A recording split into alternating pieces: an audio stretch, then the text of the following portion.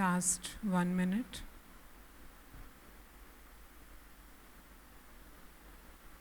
5, 4, 3, 2, 1. నెమ్మదిగా మీ రెండు అరచేతులు విడతీస్తూ మీ కళ్ళపైన బోర్లించుకోండి మాస్టర్స్. అరచేతులు వంక చూస్తూ ఒక చక్కటి చిరునవ్వుతో కళ్ళు తెరుద్దామా. సో ఈ అద్భుతమైన ధ్యానానికి ధ్యానం అందించిన జగద్గురు బ్రహ్మర్షి పితామహ పత్రిజీకి ఒక్కసారి గట్టిగా క్లాప్స్ కొట్టుకుందాం. మరింత మారు మోగిపోవాలి, పత్రికారికి వినిపించాలి క్లాప్స్. థ్యాంక్ యూ అండి, thank you, thank you.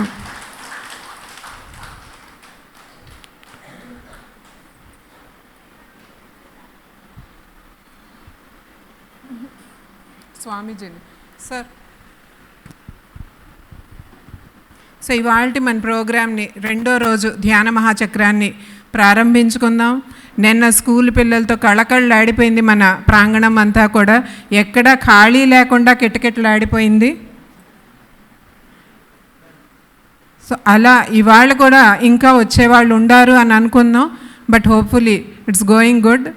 So ఇవాళ మన ప్రోగ్రామ్ని ప్రారంభించుకుంటానికి ముందుగా ఈ సొసైటీలో పత్రి సార్ తర్వాత పత్రి సార్ దంపతులు అంతటి వాళ్ళు మన జక్క రాఘవరావు గారును పద్మ మేడం దంపతుల్ని ఆహ్వానించుకుందాం. ముందుగా రాఘవరావు గారిని ఎన్నో సేవలు చేశారు సార్ సొసైటీకి. గత 30 ఏళ్ళ నుంచి సొసైటీలో ఉంటూ పత్రి సార్ వెనకమాలే నడుస్తూ పత్రి గారు వెన్నంట ఆయన ఆశయాన్ని తన భుజస్కంధాల మీద వేసుకొని అన్నీ కూడా నడిపించారు సారు. ఎన్నో ధ్యాన మహాయజ్ఞాలని ముందుగా అమరావతిలో, తర్వాత శ్రీశైలంలో, నిన్న కాక మొన్న తిరుపతిలో సూపర్ గ్రాండ్ సక్సెస్ చేసిన సారు. అనంతమైన జ్ఞానం, ఎంతో వినయం సార్. అసలు ఎంత జ్ఞానం ఉండా, ఇప్పుడు మన సొసైటీలో అంత ఉన్నతమైన పదవిలో ఉండా కూడా ఎక్కడా కూడా ఇంత కూడా గర్వం ఉండదు. అంత నిగర్వి మన రాఘవరావు గారు. ఆయన దగ్గర మనం నేర్చుకోవాల్సింది చాలా ఉంటుందండి. మనం స్పీచెస్ విన్నప్పుడు వాళ్ళ స్పీచెస్ వరకే కాదు, వాళ్ళ ప్రవర్తన ఎట్లా ఉంటుంది ప్రతిదీ గమనించుకోవటం, ప్రతి అడుగులో మనం నేర్చుకోవాల్సింది ఉందండి.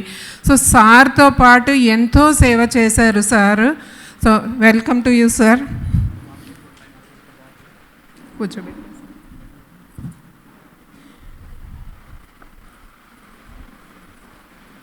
నెక్స్ట్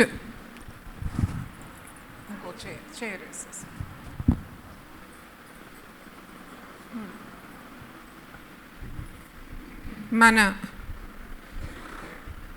పత్రికార్ స్పేస్ని ఆక్యుపై చేస్తా చక్కగా మనందరికీ గురుతుల్యులైన సంత్ శ్రీ సదానంద యోగి గారిని ఒకసారి వేదికని అలంకరించవలసిందిగా కోరుతున్నాం. సార్కి ఒక్కసారి గట్టిగా తప్పట్లు కొట్టుకుంటూ ఆహ్వానించుకుందాం.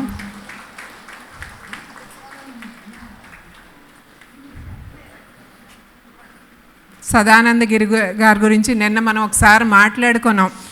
ఎంత జ్ఞానము ఆయనకి, ఆయన చేసిన సాధనల గురించి, హిమాలయాలో ఎంతో సాధన చేసి ఎంతో జ్ఞానాన్ని సంపాదించుకున్నారా.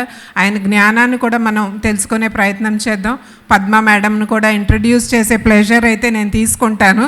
ఇవాళ నాకు ఉంది కనుక వేదిక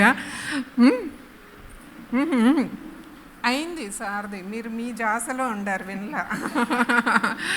సో పద్మ మేడం ఇల్లే ఒక ఆశ్రమం అండి. ఎప్పుడు నిరంతరం ఎంతోమంది యోగులకి ఆతిథ్యాన్ని ఇచ్చే ఆశ్రమం అది. పత్రి సార్ విజయవాడ రావాలి అంటే దిగేది సార్ వాళ్ళ ఇంట్లోనే.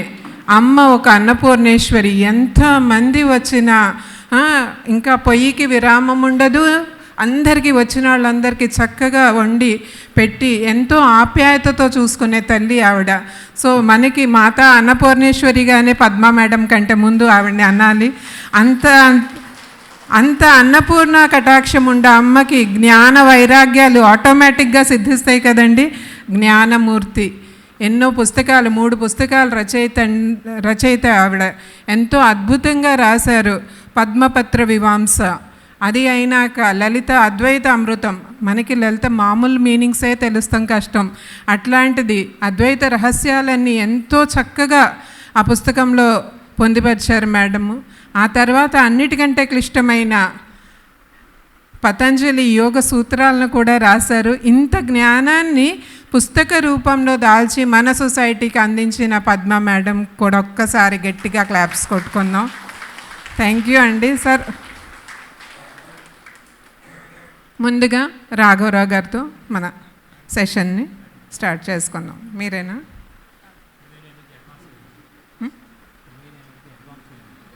Okay okay. సో స్త్రీ శక్తే ఫస్ట్ మన పద్మ మేడంకి ఇచ్చేద్దాం ఛాన్స్, తర్వాత మనం రాఘవరావు గారిది విన్నాం. కొట్టేస్తారు కదా. హోమ్ డిపార్ట్మెంట్, హెడ్ డిపార్ట్మెంట్ సరే, ఎంత ఉన్నా మీరు వెనకాల లేపుతారా సార్?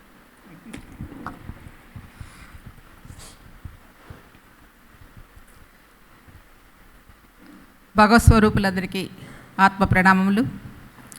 గురువర్యులు బ్రహ్మర్షి పితామహ పత్రిజీకి ఆత్మ ప్రణామములు. స్వర్ణమాల అమ్మకు పాద నమస్కారములు. సకల గురుమండలికి ఆత్మ సమాంజలి. విశ్వమాతకు అనంత కోటి కోటి ప్రణామాలు. మన యోగి సదానంద పత్రిగారే నాకు సదానంద గిరి కాదు, పత్రిజీ అంతో స్వామీజీ అంతా. సో ఈయన మన సొసైటీలో పత్రి తర్వాత మనకి ఆ లోటు తీరుస్తున్నారు ఈయన.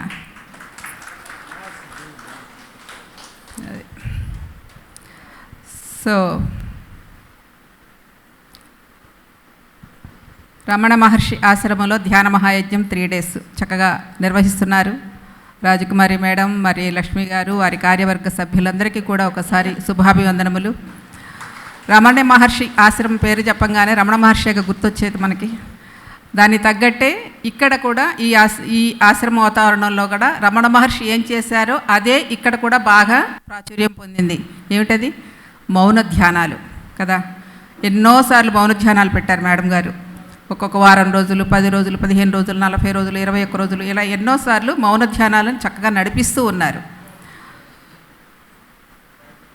సో ఆ మహర్షిలో అక్కడ అరుణాచలంలో ఎలా అయితే జ్యోతి ప్రజ్వలన చేస్తారో అలాగే ఇక్కడ కూడా మేడం చక్కగా ప్రజ్వలన చేయిస్తూ ఉన్నారు.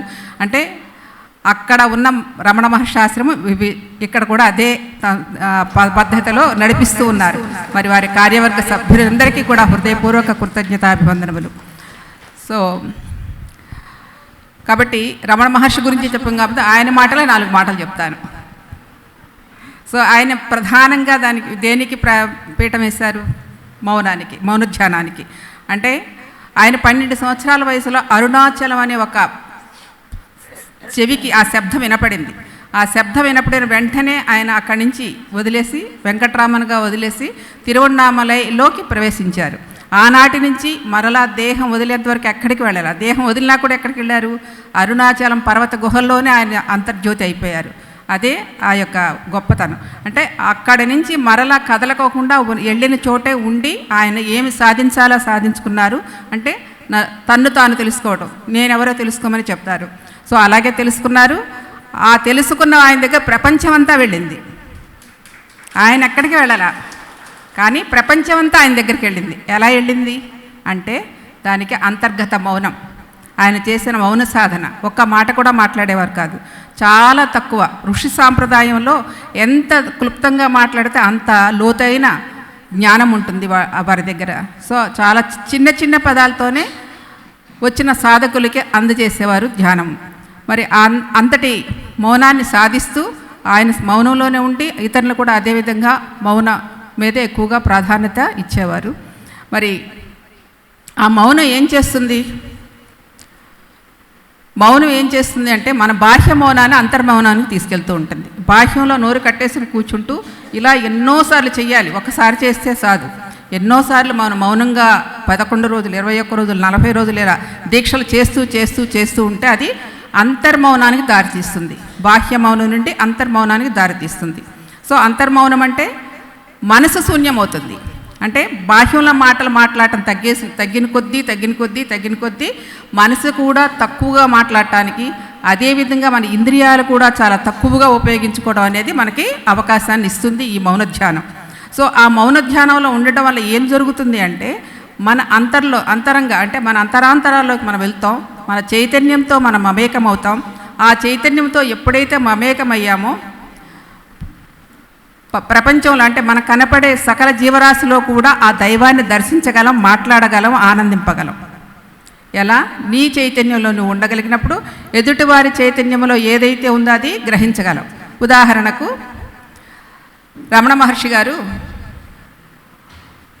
ఒకసారి రాత్రిపూట ఆయన బహిర్దేశానికి వెళ్ళడానికి బయటకు వచ్చారు. ఆయన శిష్యుడు లైట్ పట్టుకుని వెళ్తూ ఉంటే నువ్వు వద్దు, నువ్వు అక్కడికి వెళ్ళిపో అని చెప్పి ఆయన లైట్ ఆయన తీసుకుని అలా ఆ తోటలోకి లోపలికి వెళ్తారనమాట. వెళితే ఆయన ఈ శిష్యుడు అనుకుంటాడు బహిర్దేశానికి వెళ్ళారనుకుంటారు, కానీ ఆయన అందుకెళ్ళలా. ఆ లైట్ తీసుకుని ఆ తోటలోకి వెళితే ఒక కుక్క పాపం చివరి నిమిషంలో అంటే ప్రాణం వదిలేయడానికి సిద్ధంగా ఉన్నది. దాని యొక్క బాధ వినిపించింది ఈయనకి. అందుకని దాని దగ్గరికి వెళ్ళడానికి, దాన్ని సేద తీర్చడానికి, దాన్ని ఒళ్ళో పెట్టుకుని ఓదార్చడానికి ఆయన ఏ శిష్యుడిని లేకుండా వదిలేసి ఒక్కరే ఆ లైట్ పట్టుకుని అక్కడికి వెళ్ళారనమాట. ఎంతసేపటికి స్వామీజీ రావట్లేదని అతను వెళ్ళి చూస్తే ఆ కుక్కని ఒళ్ళో పెట్టుకుని కూర్చోబెట్టుకుని దాన్ని ఓదార్చి దాని యొక్క ఆఖరి ప్రాణం వదిలే వరకు ఆయన ఒళ్ళోనే ఉంచుకున్నారు. సమాధి కూడా ఉంది ఇప్పటికీ కూడా. సో అది మరి ఎలా తెలిసిందంటే అంటే ఒక జంతువు యొక్క భాష కానీ, ఒక చెట్టు యొక్క భాష కానీ, ఒక పక్షి యొక్క భాష కానీ మనం అర్థం చేసుకోవాలంటే ఇక్కడ ఉండాలి. ఇక్కడ నువ్వు చైతన్యంలో ఉంటే ఆ చైతన్యంతో మనం కనెక్ట్ అయినప్పుడు వాటి భాష మనకు అర్థమవుతుంది. అదేవిధంగా ఒకసారి ఎవరో మహానుభావులు ఒక ఆవునిచ్చారట, దానంగా ఇచ్చారంట. ఆవు తీసుకొచ్చి ఆ గుంజక కట్టి ఒక పందిరి వేసి గుంజక కట్టేయడానికి ప్రయత్నిస్తుంటే అది అక్కడ ఉండగా తిరిగి గురువు దగ్గరకు వచ్చేది, స్వామీజీ దగ్గరకు వచ్చిందంట, రమణ మహర్షి దగ్గరికి. దాన్ని అర్థం చేసుకున్నారు. ఏమని? అది నన్ను ఎక్కడో కట్టేస్తున్నారు, నన్ను దానిలో పెట్టేస్తున్నారు, నీ దగ్గర ఉండనివ్వట్లేదు అని దాని బాధ అది. కానీ మన వాళ్ళకి అర్థం కాదు కదా. మనకేంటి దానికి ఒక రక్షణ కల్పించాలి, దాన్ని ఒక చాట కట్టేయాలనే ఉద్దేశం మనకు ఉంటుంది బాహ్యంలో.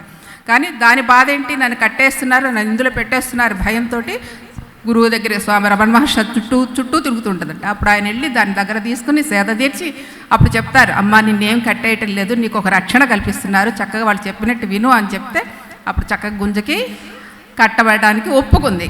ఎలా తెలిసింది ఆ భాష? సో అంతర్మౌనం. సో మనం ఎంత మౌన సాధనలో ఉంటే అంతలా మన ప్రపంచంతో ప్రకృతితో కనెక్ట్ అవుతాం. సో కాబట్టి మహర్షి చేసిన ఆ మౌన సాధన అనేది ఎంతో గొప్పది. ప్రతి ఒక్కరూ అంతకే పత్రికారు కూడా అదే చెప్తారు, వాక్కును చాలా పొదుపుగా వాడుకోవాలని. కానీ అలా వాడుకోవడం అనేది ఒక వ్యక్తి అయితే, ఈ మౌనంలోకి అంతరంలోకి వెళ్ళడం అనేది మరొక ఎత్తు. సో అలాగే మేము 72 గంటలు, 3 రోజులు, వారం రోజులు, 11 రోజులు, 21 రోజులు ఇలా ఎన్నోసార్లు మేము మౌన సాధన చేసాం.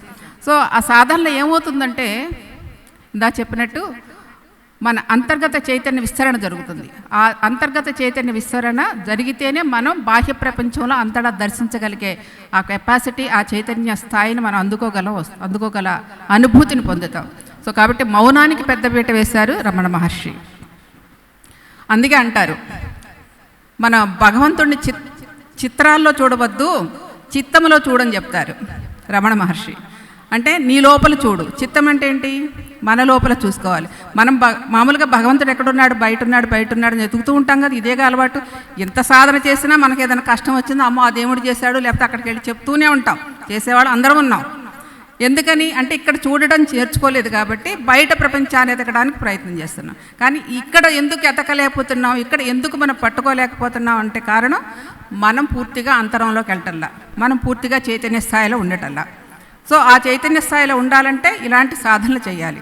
అందుకని చెప్తారు, కాన్వర్జేషన్ విత్ గాడ్ అని 1997లో వచ్చింది. అప్పుడు నీల్ డొనాల్డ్ అని వాల్ష్ అని ఒక ఆయన రాశారు పుస్తకం. భగవంతుడితో మాట్లాడటం, కాన్వర్జేషన్ విత్ గాడ్, భగవంతుడితో మాట్లాడటం ఎలా అని 97లో ఆ పుస్తకం తెలుగులో ట్రాన్స్లేషన్ చేశారు, 95లో రాశారు ఆయన. ఆయన చెప్తాడు, భగవంతుడు ఎక్కడో లేడు, మనలోనే ఉన్నాడు, మనలోనే ఉన్నాడు. కానీ మనం బాహ్యంలో చూస్తాం. ఎప్పుడు మనకి ఏ ఆపద వచ్చినా, మనకి ఏదైనా ఇవ్వడానికి రెడీగా లోపల ఉన్నాడు. కానీ మనం వినటానికి ఇక్కడ ఖాళీ లేదు. ఎప్పుడూ ఆలోచనలతో ఉన్నప్పుడు మన మనసు లోపల అంతరాత్మ చెప్పేది ఏమింటుంది? మనసు శూన్యంగా ఉంటే అంతరంలో ఉన్నది వినగలుగుతాం. సో మనం శూన్యం చేసుకుంటే కానీ కాన్వర్జేషన్ అంటే మన భగవంతుడు చెప్పే మాటలు వినగలం, అదే అంతర్వాణి అంటారు. సో అంతర్వాణిని వినాలంటే మనం సంపూర్ణమైన శూన్య స్థితిలో ఉండగలిగినప్పుడే మనం తీసుకుంటాం. కాబట్టి మనం చేయవలసిందల్లా ఎప్పుడు నిరంతరము మన శ్వాసను గమనిస్తూ గమనిస్తూ గమనిస్తూ ఉంటే మనసు ఎప్పుడు శూన్యంగానే ఉంటుంది, ఏ ఆలోచన లేకుండా ఉంటుంది. అందుకే పత్రిగారు ఎంతో సులువైన మార్గాన్ని, ఎంతో సరళమైన మార్గాన్ని, ఎంతో సహజమైన మార్గాన్ని మనకు అందించారు. ఇంతకంటే ప్రపంచంలో అసలు ఇంతకంటే తేలికైన మార్గం లేనే లేదు. సహజంగా మన శ్వాసను గమనిస్తూ ఉంటే మనం ఆటోమేటిక్గా మన శ్వాస ఆగిపోతుంది, మనకు మౌనంగా ఉంటాం.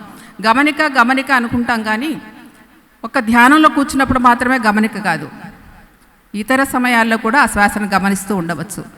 ఎలా అంటే మనకి ఉదాహరణగా మన బిడ్డలు ఉన్నారు అనుకోండి, చిన్నపిల్లలు పిల్లలు ఉన్నారు, వాడు మనం పని చేసుకోవాలంటే ఏం చేస్తాం, కింద చాప మీద వేసేసి వాడికి కావాల్సిన వస్తువులు అక్కడ పడేసి వాడిని ఒక కంట చూస్తూ మన పనులన్నీ చేసుకుంటూ ఉంటాం. మరి మన మనసు ఎక్కడ ఉంటుంది, పనులు శరీరంతో జరుగుతూ ఉంటాయి, మనసు బిడ్డ మీద ఉంటుంది. ఎట్లయితే ఉంటుందో అట్లానే మనం మన యొక్క శ్వాసను ఎల్లప్పుడూ గమనించుకుంటూ ఉండాలి. ఆ పిల్లోడి మీద ఎలా పెట్టామో గమనిక మనస్సు అనేది మన శ్వాసపై నిరంతరము అలా గమనిస్తూ ఉంటే మనకు ఆ గమనికయే మన శూన్యస్థితికి తీసుకెళ్తుంది. ఇంతకంటే మార్గం లేనే లేదండి. సహజమైన సరళమైన మార్గాన్ని ఇచ్చారు, తేలికైన మార్గాన్ని ఇచ్చారు, ఏ కష్టం లేకుండా చెప్పారు కదా భగవానుడు. ఈయన స్వామీజీ ఎన్ని మాటలు చెప్పారు చక్కగా మనకి. సో అంత సునాయాసమైన మార్గాన్ని అందించి చక్కగా మనల్ని మనం ఉద్ధరించుకోవడానికి కావాల్సిన చక్కటి సూత్రాలు కూడా ఇచ్చారు. నీ వాస్తవానికి నీవే సృష్టికర్తవని, ఉద్ధరేదాత్మాన ఆత్మానమని, నీకు మరి కార్యాకరణ సంబంధాలు తెలుసుకోవాలని, ఇలాంటి మంచి సూత్రాలను నిజంగా చెప్పాలంటే మంత్రాలు అంటే పత్రిగారు ఇచ్చినవి మంత్రాలే అవి. కానీ మనం అది తెలుసుకుని దాన్ని శోధన చేస్తే మనం ఇతరులను ఎప్పుడూ ఏలెత్తి చూపం. ప్రతిదీ మన దగ్గరే ఉంది. మనలోనే 3 ఉన్నాయి అగ్ని కణాలు. అంటే ఏమిటి అగ్ని కణం? కోపము, ద్వేషము, అసూయ. ఈ 3 అగ్ని కణాలే. ఎక్కడ పుడతాయి అంటే కోపం మనలోనే పుడుతుంది, ద్వేషం మనలోనే పుడుతుంది, అసూయ మనలోనే పుడుతుంది. మన దగ్ధం చేసేది ఎక్కడంటే ముందర మనలోనే, ఇతరుల మీద కాదు. ఎవరి మీదైనా కోపం చేస్తుంది, ఎక్కడైతే పుట్టిందో అక్కడే. అడవిలో అగ్ని పుడితే అక్కడే మొదలయ్యి అడవి అంతా కాల్చేస్తుంది కదా. అదేవిధంగా మనలో పుట్టిన అగ్ని, మనలో పుట్టిన ఆ కోపము, మనలో పుట్టిన ద్వేషము, మనలో పుట్టిన అసూయ మనల్నే కాల్చేస్తుంది, కానీ ఇతరులను కాల్చివేయదు. ఈ కణాలను మనం గుర్తుపెట్టుకుంటే మన జీవన విధానం సరళయుతంగా సాగుతుంది. సో మరి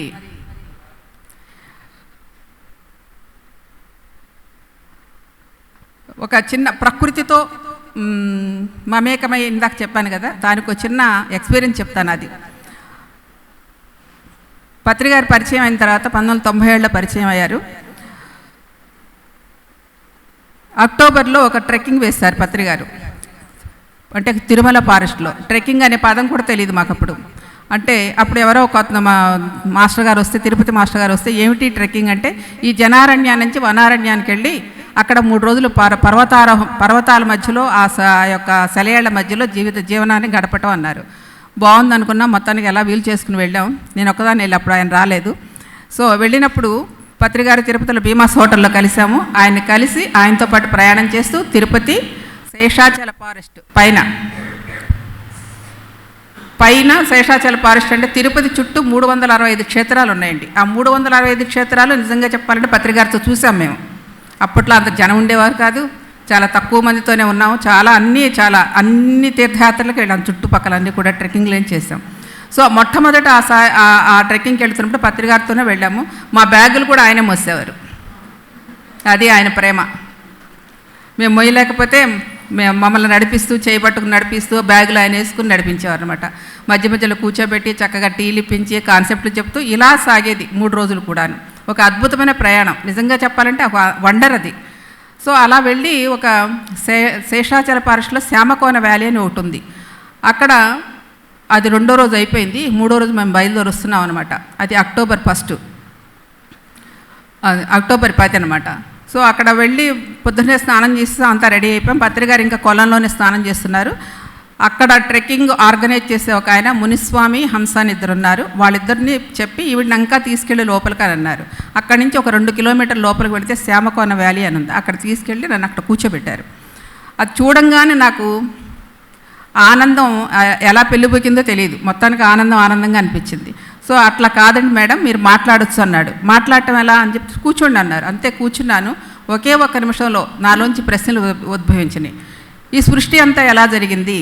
ఇదంతా నా యొక్క శక్తి ప్రభావం చేతనే వచ్చింది. ప్రశ్న జవాబు కూడా వినపడుతున్నాయి. ఇదంతా ఇంత అందంగా కొండలు చెక్కబడిని, ఇదంతా ఎలా తయారైందంటే ఇది నా యొక్క శక్తి చేత అని చెప్పేసి అనింది. ఈ ప్రకృతి మీరు నాకు ఇచ్చే సందేశం ఏంటి అని అడిగితే, నిరంతరం నేను ఎలా సాగిపోతూ ఉంటానో అలానే నీవు కూడా ధ్యాన ప్రవాహంలో సాగిపో అని ఈ 3 ప్రశ్నలకి 3 సమాధానాలు వచ్చినాయి.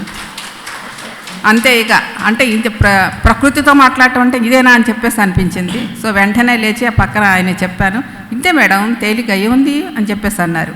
సో మొత్తానికి ఇదంతా ఆ రోజు ఇదంతా రావడానికి ముందు నేను ట్రెక్కింగ్కి వెళ్ళే ముందే ఇంటి దగ్గర నా అక్టోబర్ 1వ తేదీని ధ్యానం చేస్తున్నాను అనమాట. ధ్యానం చేస్తున్నప్పుడు ఉదయం 10 గంటలకి అందులో ఒక పేపర్, వైట్ పేపర్ మీద తిరుమలలో కలుగు 10వ తేదీన ఇట్లు అమ్మ అని వచ్చింది. అది నాకు గుర్తులేదు. అది ఆ లెటర్ చదవటం ధ్యానంలో అది మడత పెట్టేయడం అయిపోయింది. తర్వాత ట్రెక్కింగ్కి వెళ్ళటం 10వ తేదీన అది జరిగిన తర్వాత అప్పుడు గుర్తొచ్చింది. అంటే ప్రకృతి అంటే మాతే కదా, తిరుమలలో కలువు 10వ తేదీ, అది 10వ తేదీ అక్కడ కలిసాము.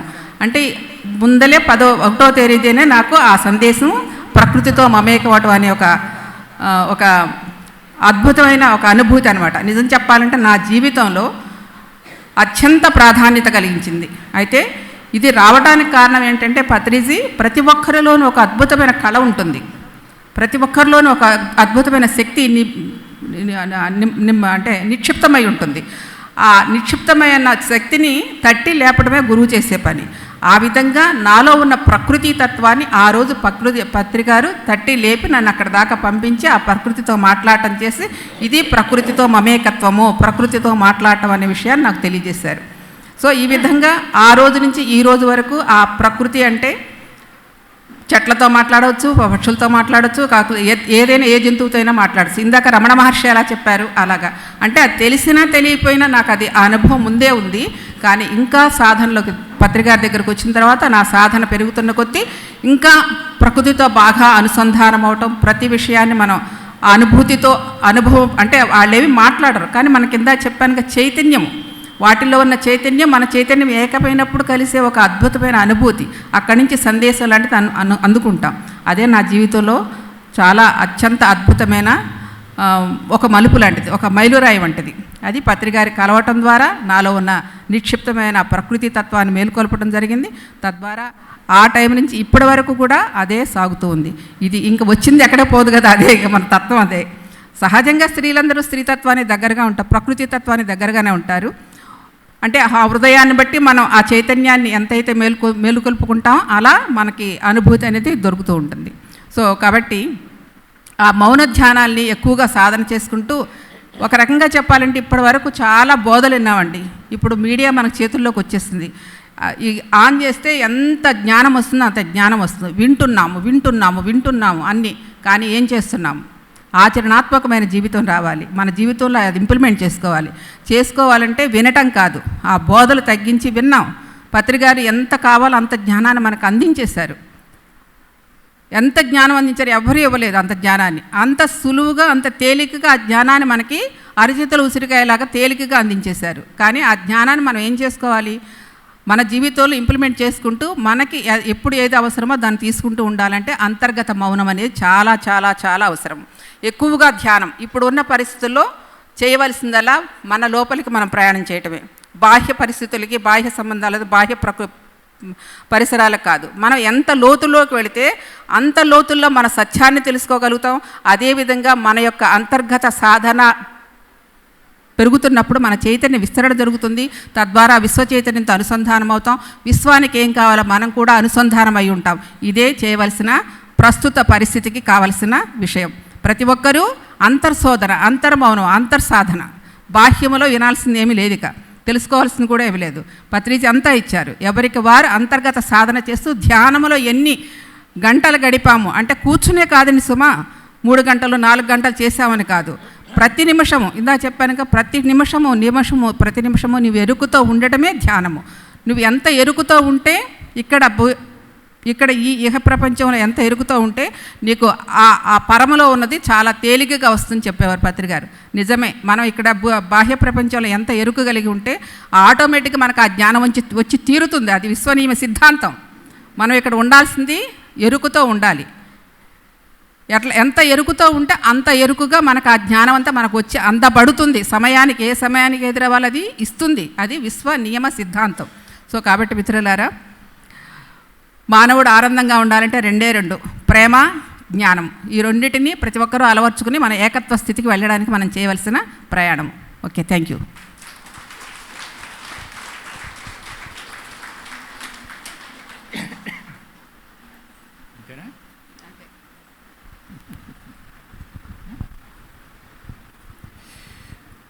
Okay, right friends, first of all ఈరోజు మీ ముందుకు వచ్చి ఇలా కూర్చుని మీ అందరి మైత్రి భావంతో కలిసి ఈ మాటలు మాట్లాడటానికి పిరమిడ్ స్పిరిచువల్ సొసైటీస్ మూవ్మెంట్ వ్యవస్థాపకులు బ్రహ్మర్షి పితామహ ఎవరైతే కారణభూతులై ఉన్నారో వారికి వింటున్నటువంటి మీకు హృదయపూర్వక ధన్యవాదాలు నేను తెలియజేసుకుంటున్నాను. అలాగే పత్రిజీ శరీర విరమణ చేసినప్పటికీ కూడా జ్ఞాన స్వరూపంలో మనందరిలో కూడా ఆయన చైతన్యం మనతో పాటు నిండే ఉన్నది. కానీ ఫిజికల్గా నేనంటూ ఉన్నానని చెప్పనంటూ ఆయన లేని లోటుని భర్తీ చేస్తున్నటువంటి సదానంద గిరి గారికి కూడా మరొకసారి మనం ధన్యవాదాలు తెలియజేయాలి. ఒక సన్యాసి అనుకున్నప్పుడు ఏ విధమైనటువంటి జీవితాన్ని జీవించాలి అనే దానికి ఆదర్శవంతంగా జీవిస్తూ ఇంత వయసు వచ్చినప్పటికీ కూడా మనందరికంటే కూడా చాలాకీగా ఉండగలుగుతున్నారనంటే ఆయన యొక్క సాధనలో ఆయన సాధించినటువంటి పట్టు ఏ విధంగా ఉన్నది, ఆయన గురువుల దగ్గర నుంచి ఆయన తీసుకున్నటువంటి జ్ఞానం ఈరోజు ఎంతోమంది పిరమిడ్ మాస్టర్కి మరి మార్గదర్శకంగా ఉందని అంటే తక్కువైన విషయాలు కాదు. కాబట్టి మరొకసారి మనం సదానంద గారికి ధన్యవాదాలు తెలియజేసుకుంటూ, పత్రి గారి దగ్గర మనం గమనించినటువంటి వాటిలో గొప్ప గుణం ఏమిటంటే, నాకు అర్థమైనంత వరకు భారతదేశంలో ఉన్నటువంటి ఆధ్యాత్మిక సంస్థలన్నీ కూడా సెంట్రలైజ్డ్గా ఉంటాయి. సెంట్రలైజ్డ్గా ఉంటామంటే గురువు ఏం చెప్తే శిష్యుడు అదే వినాలి, అదే చెప్పాలి తప్ప నాకు ఎలా అనిపించింది నేను చెప్తానంటే ఎక్కడ నాకు తెలిసినంతవరకు ఛాన్స్ లేదు. సపోజ్ బ్రహ్మకుమారి అనుకుంటాం, శివబాబా గారు శరీర విరమణ చేసి పైకి వెళ్ళిపోయినా ఆయన ఏ ఆదేశం అయితే కిందకి ఒక మెసేజ్ రూపంలో పంపిస్తారో దాన్ని కాపీ చేసి అందరికీ పంపిస్తారు తప్ప ఎవరిష్టం వచ్చినట్టు వాళ్ళు మాట్లాడటానికి ఛాన్స్ లేదు. అలాగే ఒక ఆర్ట్ ఆఫ్ లివింగ్ తీసుకోవచ్చు, ఈషా ఫౌండేషన్ తీసుకోవచ్చు, ఏదైతే మీరు తీసుకోండి కాక సెంట్రలైజ్డ్ అంటే పైన వాళ్ళు ఏం చెప్తే కింద వాళ్ళు అదే చెప్పాలి. అలా కాకుండా వీటన్నిటికంటే భిన్నంగా real spirituality means it's a decentralised policy. Patri గారు మనకు అందించినప్పుడు ఏంటంటే డీసెంట్రలైజ్డ్ అంటే పైన వాడు ఏం చెప్తే కింద వాడు అదే చేయాలని రూల్ ఎక్కడా లేదు. నా ఫోకస్, నా ఎఫర్ట్స్ అన్నీ కూడా చిన్నతనం నుండి అనేక రకాలైనటువంటి ఆధ్యాత్మిక గ్రంథాలతో పాటు ఎంతో ప్రాపంచిక గ్రంథాలను కూడా నేను చదవబట్టి ఇంత జ్ఞానాన్ని నేను సమీకరించుకోగలిగాను. వాటన్నిటి వలన ఈరోజు నేను ఒక ఆధ్యాత్మిక శాస్త్రవేత్తగా ఎదిగాను. బట్ ఆ ఫోకస్ పెట్టడం వల్ల నేను ఎలా అయితే శాస్త్రవేత్తగా ఎదిగానో అదే ఫోకస్ మీరు పెట్టగలిగితే మీరు ఆ స్థాయికి ఎదుగుతారు. కాబట్టి ఇక్కడ ఎవరు ఎక్కువ ఎవరు తక్కువ అనేటువంటి పద్ధతే లేదు. ఆ ఫోకస్ పెట్టడం ఒకటే మనకు కావాల్సినటువంటిది. అలా పెట్టగలిగినప్పుడు మనందరి మధ్యలో ఏముంటుందనంటే ఎవరు ఎక్కువ ఎవరు తక్కువ అని కాకుండా బట్ మనందరిలో కావాల్సినటువంటి మైత్రీ భావన ఏదైతే ఉన్నదో మనందరితో స్నేహపూర్వకంగా ఆ మైత్రీ భావంతో ముందుకు వెళ్ళాలి అనేటటువంటిది ఏకైకంగా ఆయన ఇచ్చినటువంటి పరిస్థితి. అందువల్ల ఇక్కడ గురువు శిష్యుడు అనేది ఏమి లేదు. మరి మీరేమిటి సార్ మాకేం చెప్పానంటే just I'm a guide master. మీకు ఏదైనా తెలియని విషయాలు ఉంటే చెప్పడం కోసం నా ప్రయత్నం నేను చేస్తాను, గైడ్ చేస్తాను అంతవరకే. తర్వాత ప్రయాణం చేయాల్సినటువంటి నువ్వే. అందువల్ల ఎవరు వాస్తవానికి వాడే సృష్టికర్త అయినప్పుడు అందరికీ ఒకటేదో చెప్తే దాన్ని అందరూ అప్పచెప్పాల్సిన రూల్ ఇక్కడ మన దగ్గర లేదు. అందువలన ఓవరాల్ పిఎస్ఎస్ మూవ్మెంట్ అంతా కూడా బట్ పత్రిజీ చెప్పినట్టుగా ఒక డీసెంట్రలైజ్డ్ పాలసీ అంటే ప్రతి వ్యక్తి ఎవరి పర్పస్ ఆఫ్ లైఫ్ ఏమిటో వాళ్ళు ఫుల్ఫిల్ చేసుకోవడానికి భూమి మీదకి వచ్చాం మనం. ఇప్పుడు ఉదాహరణకి రామాయణం మనం తీసుకుంటాం. రామాయణం మనం తీసుకోవాలి అంటే సింపుల్గా మనం పత్రికారి భాషలో మనం లెక్కేసుకోవాలి అంటే ప్రతిదీ గుణాన్ని బట్టి ఒక కర్మ ఉంటుంది కదా. తమో గుణం ఉంటే ఒక విధమైన కర్మలు చేస్తాం, రజోగుణంగా ఉంటే ఇంకొక విధమైన కర్మలు చేస్తాం, సత్వగుణంగా ఉంటే మన ఆలోచన విధానం ఒక రకంగా దారి తీస్తుంది. ఇట్లా శుద్ధ సాత్వికం కానీ గుణాతీతం కానీ మొత్తం 5 పద్ధతులు మనం చెప్పుకుంటాం. మనం గుణాన్ని బట్టి కర్మ అనుకున్నప్పుడు అంతర్గత గుణం ఒకటి ఉంటే బహిర్గత కర్మ ఇంకోటి చేయడానికి ఛాన్స్ లేదు. ఉదాహరణ తమో గుణం అని చెప్పి అనుకుంటాం. తమో గుణాన్ని ప్రత్యేక ఎవరండి? రామాయణం చేసినప్పుడు మనకు అర్థమవుతుంటుంది. కుంభకర్ణుడు ఏం చేస్తుంటాడు?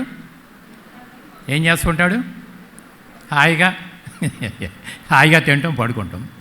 అది తమో గుణాన్ని ప్రత్యేక ఏమిటంటే అతి బద్ధకం, చేయవలసిన పని చేయకుండా ఎప్పటికప్పుడు వాయిదాలు వేస్తూ బద్ధకించి పడుకునేవాడిని ఏమంటామంటే తమో గుణాన్ని ప్రత్యేకంగా చెప్తాం. దాని కుంభకర్ణుడు మనం చెప్పుకోవచ్చు. కొన్ని జన్మలు అయిపోయేసరికి ఏమవుతుందంటే రజోగుణంలో అడుగు పెడుతుంటాం. రజోగుణాన్ని ప్రత్యేక ఎవరు? రావణాసురుడు కదా, మనందరికీ తెలుసు. వాడిని ఏమిటి, మీ బ్రదర్ చూడరా ఎలా పడుకున్నాడు, నువ్వు కూడా కాసేపు పడుకోమంటే సమస్య లేదు, మొత్తాన్ని కొల్లగొట్టు రావాల్సింది. ఎందుకంటే రజోగుణం.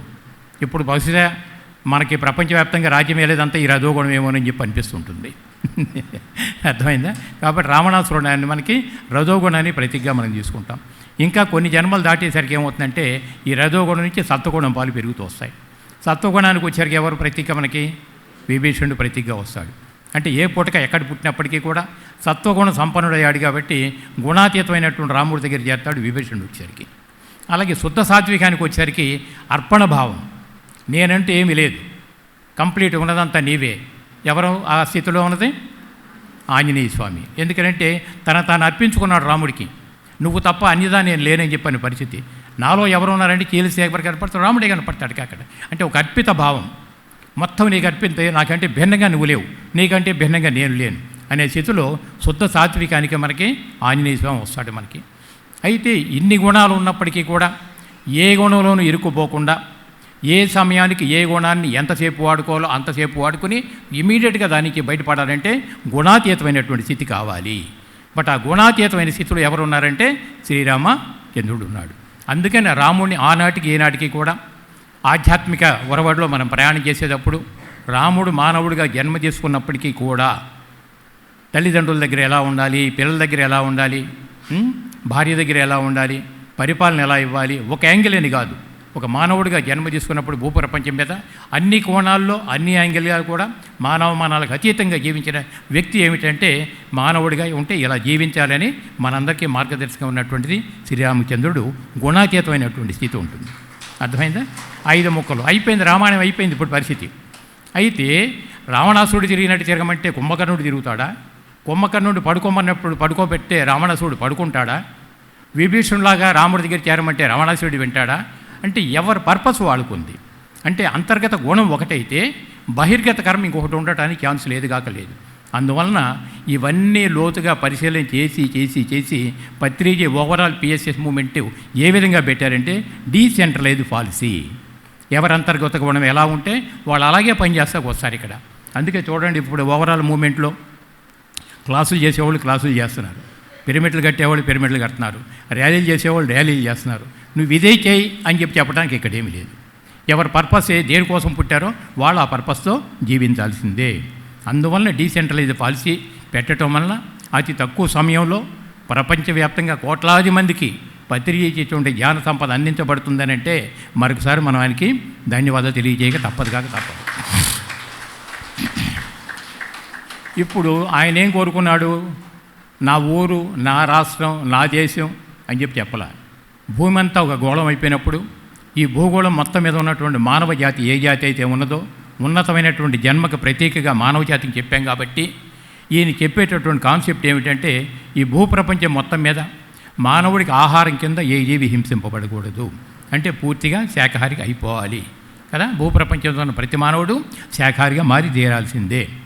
ఇక రెండవది ఏమిటి? ఎవరి వాస్తవాల్లో వాళ్ళు జీవించాలి. వాస్తవాల్లో జీవించాలంటే ఏమిటి? దేహవత్వం మనం జీవించినప్పుడు ప్రాపంచిక వ్యామోహాల్లో మనం కొట్టుకుపోతూనే ఉంటాం.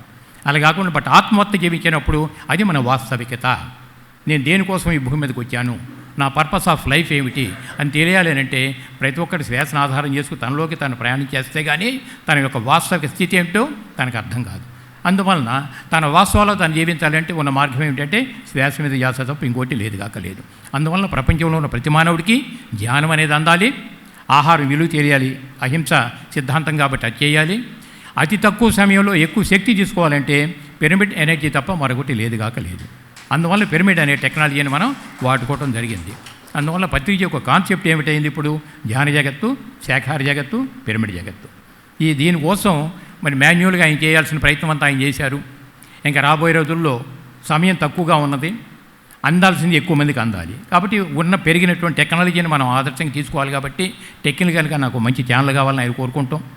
దానికి ఓ చిన్న యూట్యూబ్ ఛానల్గా స్టార్ట్ అయినటువంటి మన పిఎంసి ఛానల్ ఈ 7 సంవత్సరాల పీరియడ్లో ఒక శాటిలైట్ ఛానల్గా వెళ్ళిపోయి ప్రపంచవ్యాప్తంగా ఉన్నటువంటి కోట్లాది మంది తెలుగు వాళ్ళకి పత్రిక ఇచ్చిన జ్ఞాన సంపద అందించబడుతుందంటే పత్రిక యొక్క ముందు చూపు ఏ విధంగా ఉందో మనకే అర్థమవుతూ వస్తుంది మనకి. అలాగే హిందీ మాట్లాడేవాళ్ళు దాదాపు 80 కోట్ల మంది ఉన్నారు ప్రపంచవ్యాప్తంగా. మరి ఢిల్లీ బేస్గా శాస్త్రి గారి శరీర విరమణ చేసినప్పటికీ కూడా ఆయన కుటుంబ సభ్యులైనటువంటి వసంత మేడం కానీ వాళ్ళ పిల్లలు కానీ దాన్ని మరి పట్టుకుని ఈరోజు ప్రపంచవ్యాప్తంగా ఉన్న హిందీ మాట్లాడే వాళ్ళందరికీ కూడా పత్రిక యొక్క జ్ఞాన సంపద అందించగలుగుతున్నారు అంటే ఎవరెవరు పర్పస్ ఏ విధంగా ఫుల్ఫిల్ చేసుకుంటున్నారు అనేది మనకి ఇప్పుడు అర్థమవుతూ వస్తుంది మనకి. ఇట్లా అది హిందీ తెలుగునే కాకుండా ఇంగ్లీష్ కానీ తమిళ్ కానీ కన్నడ కానీ ఇన్ని రకాలుగా మన యూట్యూబ్ ఛానల్ ఉందని అంటే పత్రిక యొక్క సంకల్పం ఎంత గొప్పది కాకపోతే ఎన్ని భాషల్లో ప్రపంచవ్యాప్తంగా ఉన్న మానవాళ్ళందరికీ కూడా పత్రిక ఇచ్చినప్పుడు జ్ఞాన సంపద అందించబడుతుంది అనేది మనం పరిగణలో తీసుకోవాల్సి వస్తుంది ఒక పార్ట్. ఇక అందువలన ఈ డీసెంట్రలైజ్ పాలసీ అనేది పత్రిక పెట్టాల్సి వచ్చిందని చెప్పి అనిపిస్తుంది మనకి. ఇంకా ఎందుకంటే అందరూ ఎదగాలి ఆ స్థాయికి. ఇంకపోతే భారతదేశం వేదభూమిగా ఉంది, వేదాలన్నీ కూడా భారతదేశంలో ఉన్నాయి. కాబట్టి రామాయణం అంటే మనకు తెలుసు, భగవద్గీత అంటే తెలుసు, మనకు అన్ని ఇతిహాసాలు పురాణాలన్నీ కూడా మనకి ఎంతోమంది చేసి ఉన్నాం. కానీ వాటన్నిటి సారాంశాన్ని గ్రహించుకుని అతి సింపుల్గా అందించినటువంటి వ్యక్తి ఏమిటంటే పత్రిజీ. ఈయన మనకు అందించిన జ్ఞానం ఎలా ఉంటుందని అంటే కట్టే కొట్టే తెచ్చే 3 ముక్కల్లో మనకి అందుబాటు వస్తుంది. ఎక్కడ సాగదీసేటటువంటి తత్వం లేదు ఆయన దగ్గర. బహుశా అలా ఉండబట్టే మేము కూడా ఆయన దగ్గరికి చేరి ఇన్ని సంవత్సరాల పాటు ఆయనతో పాటు కలిసి జీవించి ఆ జ్ఞాన సంపద పుచ్చుకోవడానికి అర్హత కలిగిందేమో అని చెప్పి అని అనిపిస్తుంటాయి. ఇక ఆయన చెప్పిన విషయాల్లో ఒక విషయాన్ని మనం గట్టిగా గుర్తు చేసుకుందాం ఈరోజు.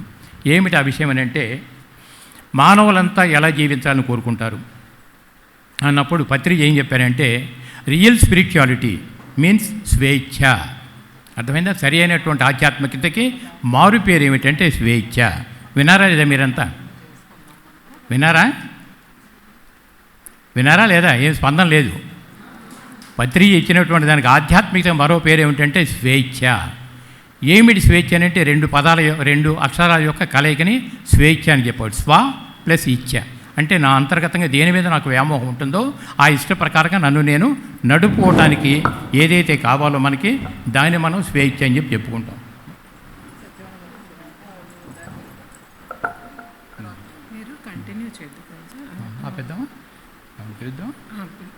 ఓకే అమ్మా. రైట్ మాస్టర్స్, మన మాటలు ఎప్పుడైనా పంచుకోవచ్చు. ఈరోజు ముఖ్య అతిథిగా మన సత్యవాణి గారు వచ్చున్నారు కాబట్టి ఒకసారి తప్పటితో స్వాగతం పలుకుతాం. సత్యవాణి మేడం, నమస్తే అమ్మా, welcome to you on the stage.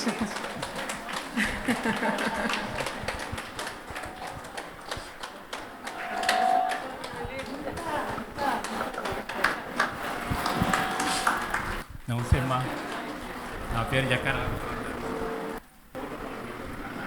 Krishna జిల్లా నూజివీడు దగ్గర ముసునూరులో పుట్టి పెరిగి ఒక వ్యవసాయ కుటుంబంలో పుట్టి పెరిగారు మేడం. తన ప్రాథమిక విద్యను తన గ్రామంలోనే పూర్తి చేసిన మేడం ఫ్లారెన్స్ నైటింగేల్ని స్ఫూర్తిగా తీసుకొని డాక్టర్ అవ్వాలి అని కోరుకున్నారంట. దేనికోసం? సరిహద్దులో గాయపడ్డ సైనికులందరికీ వైద్యం చేయొచ్చు అన్న కోరికతో మేడము డాక్టర్ అవ్వాలి అని చిన్నప్పుడు అనుకున్నారంట. ఆ సమయంలో 1962లో ఇండో చైనా యుద్ధం జరిగినప్పుడు స్కూల్ దగ్గర విరాళాలు కలెక్ట్ చేస్తుంటే అందరూ కూడా ఎవరికి తోచిన అమౌంట్ 10వ వరకు ఇస్తుంటే మేడం సునాయాసంగా తన చెవి దిద్దులే తీసి ఇచ్చేశారంట విరాళం కింద.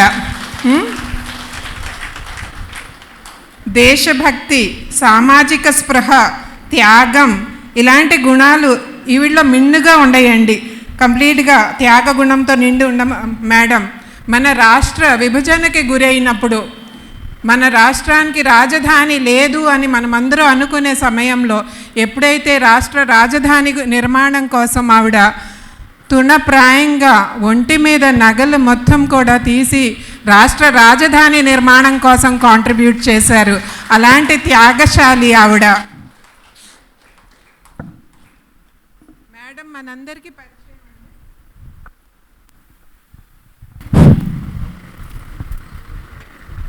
కోట్ల మంది విద్యార్థులకి తన మోటివేషనల్ స్పీచెస్తో వాళ్ళల్లో ఎంతో స్ఫూర్తిని నింపారు. ధర్మం వైపుకి ఎలా నడవాలి, మనం ధర్మంలో ఎలా నిలబడి ఉండాలి, ఇవన్నీ నేర్పించిన గొప్ప స్పీకర్ మేడం. సో ధర్మ సమాజ నిర్మాణంలో భాగంగా మన జాతి, మన దేశం అంటూ అహర్నిశలు తప్పించే మన భారతమాత ముద్దుబిడ్డ భారతీయం సత్యవాణి గారిని ఆదరంగా మనం స్వాగతించుకుంటూ మన కర్తాల ధ్వనులతో ఆవిడకి స్వాగతం పలుకుదాం masters. First of all thank you for coming madam. Next sorry, దారి మిమ్మల్ని చాలా ఇబ్బంది పెట్టింది. We are sorry for that. అది మేము హెల్ప్ చేయలేకపోయినా సరే మా సైడ్ నుంచి, మా సొసైటీ తరఫు నుంచి మేము సారీ చెప్పుకోవాల్సిన బాధ్యత ఉంది. మీ స్పీచ్ కోసం ఎదురు చూస్తున్నాం మేడం. Thank you. మీ చేతిలో ఉంచుకుంటారు, దేనికన్నా కావాలి.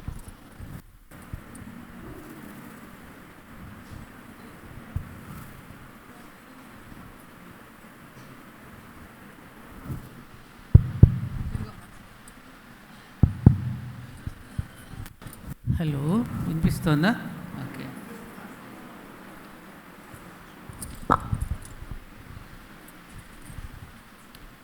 యా దేవీ సర్వభూతేషు శక్తిరూపేణ సంస్థితా మాతృరూపేణ సంస్థితా నమస్తస్యై నమస్తస్యై నమస్తస్యై నమో నమః. ఆర్యావర్తాయై చ విద్మహే రత్నగర్భాంతరస్థితాయ ధీమహి తన్నో భరతఖండ ప్రచోదయాత్. అస్మత్పుణ్యధరిత్రీం ప్రణమామ్యహం. శ్రీమాత్రే నమః. భారతమాత్రే నమః. మాతాపితృగురుభ్యో నమః.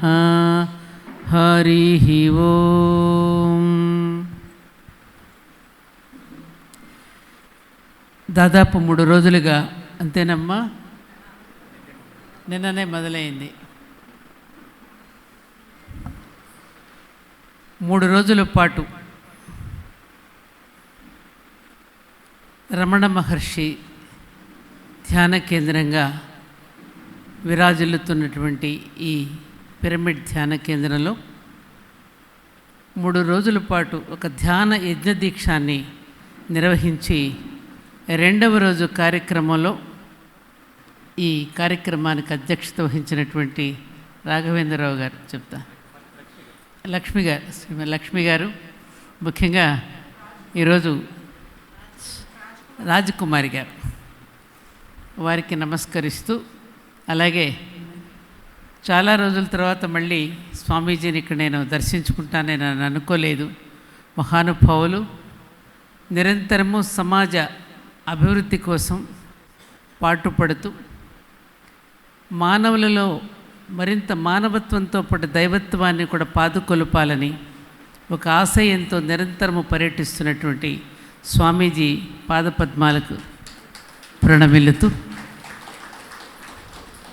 నన్ను ఈ కార్యక్రమానికి తప్పకుండా రావాల్సిందమ్మా అంటూ నన్ను ఆహ్వానించినటువంటి పెద్దలు, ఆదరణీయులు రాఘవేంద్రరావు గారు.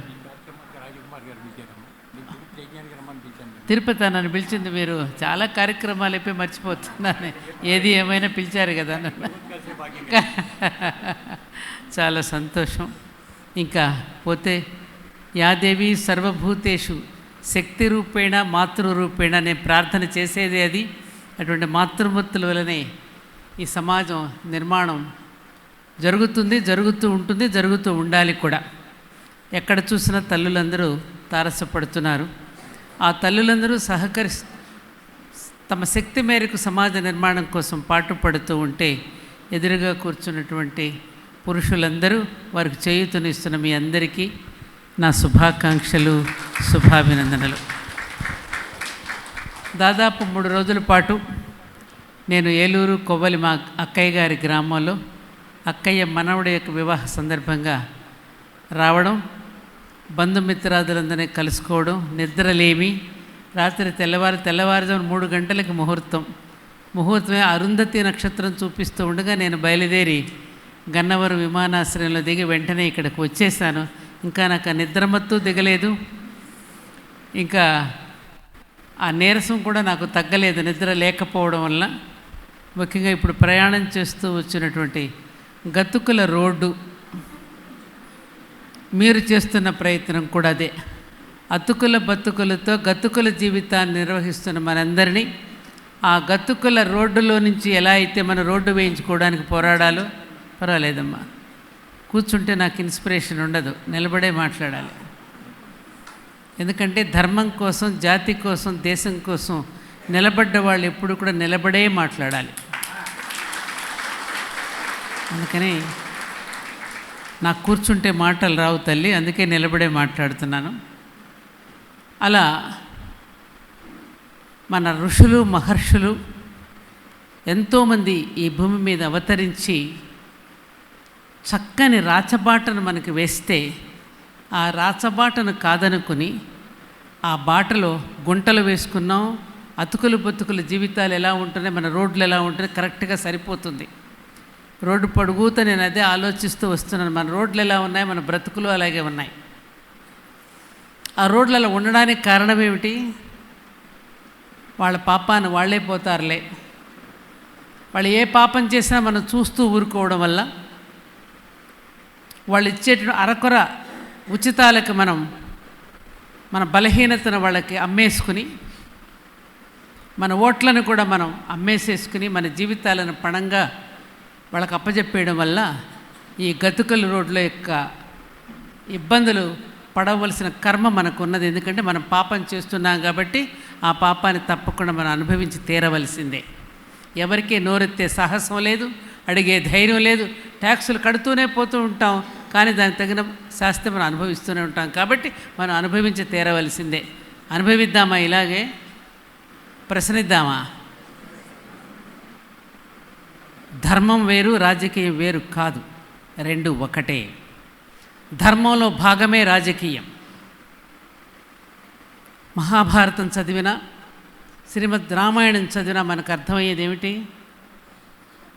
ధర్మం వేరుగా, రాజకీయం వేరుగా ఉన్నదా? ఆనాటి విశ్వామిత్రుడు వశిష్ఠుడి యొక్క కనుసన్నలలో నడిచింది రామరాజ్యం. శ్రీకృష్ణుడి యొక్క కనుసన్నలలో కృష్ణుడు సాందీపని అనేటువంటి గురువు దగ్గర పాఠాలు నేర్చుకోవడం వల్ల ధర్మాన్ని ఎలా ఆచరించాలో నేర్పించినవాడు శ్రీకృష్ణుడు. ఎక్కడ చూసినా మన పూర్వం నుంచి మనం చూస్తే ఇలాంటి ఆధ్యాత్మిక గురువుల యొక్క కనుసన్నలలో, నేతృత్వంలోనే రాజులందరూ కూడా రాజ్యాలను పరిపాలించారు. ఆ సత్యం తెలియకపోవడం వల్ల ఎవరైనా ధర్మాన్ని గురించి మాట్లాడితే, రాజకీయాల గురించి మాట్లాడితే, మీకెందుకు స్వామి, మీరు ముక్కు మూసుకుని మీరు జపం చేసుకోక మీకెందుకు రాజకీయాలు అని అడుగుతున్నారు. ఎందుకంటే పాలకులకి సరైనటువంటి అవగాహన లేకపోవడం వల్ల. ఆ పాలకులలో ప్రవర్తించడానికి కారణం ముక్కు మూసుకుని నా జపం నేను చేసుకుంటాను, నాకెందుకు ఇవన్నీ అని మనం పట్టించుకోకపోవడం వల్ల. అందుకని భీష్ముడంతటి వాడు కూడా అధర్మం జరుగుతూ ఉంటే చూస్తూ ఊరుకోవడం వల్ల అంపశయ్య మీద పడుకుని నానా బాధలు పడవలసి వచ్చింది.